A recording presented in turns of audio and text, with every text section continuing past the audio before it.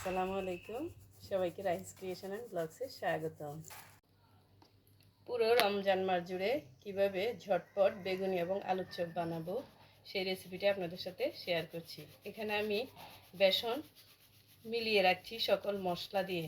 মশলা, চালের গুঁড়ো, এরপর হচ্ছে মরিচের গুঁড়ো, জিরের গুঁড়ো, বেকিং সোডা, হলুদ এবং মরিচের গুঁড়ো সব কিছু দিয়ে সারা মাসের জন্য এটা আমি রেডি করে রাখবো, যাতে বানানোর সময় আর কোনো ঝামেলা করতে না হয়। একটু নিয়েই গুলিয়ে সেটা তৈরি করে নিতে পারি।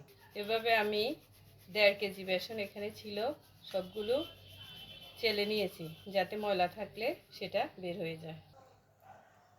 এখন এখানে দিচ্ছি চালের গুঁড়ো। চালের গুঁড়োটা দিলে আমাদের যে গোলাটা হবে বেসনের, সেটা অনেকটাই ক্রিস্পি হবে। এখানে আর কর্নফ্লাওয়ার ব্যবহার করার প্রয়োজন নেই। অনেক সময় ধরে আলুর চপ এবং বেগুনিটা মচমচে থাকবে চালের গুঁড়ো দিলে। আপনারাও চেষ্টা করবেন, এটা কিন্তু আতপ চালের গুঁড়ো, এর সেন্টটাও কিন্তু ভালো আসে। এখন দিচ্ছি একটু ময়দা, চালের গুঁড়ো সবগুলোই কিন্তু চেলে নিচ্ছি।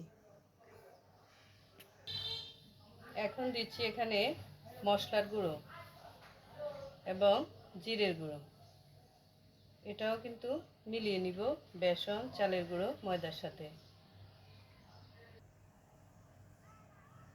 এরপর কালারটা সুন্দর আসার জন্য বেসনের, সেজন্য এখানে দিয়ে দিচ্ছি 3 চামচ হলুদের গুঁড়ো।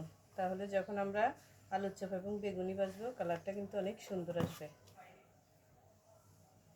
এখন দিয়ে দিচ্ছি মরিচের গুঁড়ো। মরিচের গুঁড়োটা দিলেও কিন্তু বেসনের যে গোলাটা সেটা একটু ঝালঝাল লাগবে, খেতে ভাল লাগবে। আপনারা আপনাদের পরিমাণ মতো দিয়ে দিবেন। আমরা যেহেতু ঝাল কম খাই সেজন্য আমি মরিচের গুঁড়ো কম দিচ্ছি।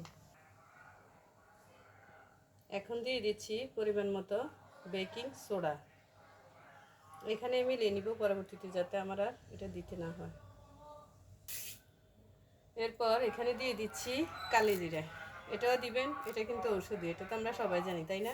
এভাবে যদি আপনারা তৈরি করে রাখেন তাহলে কিন্তু সারা মাস নিশ্চিন্তে থাকতে পারবেন।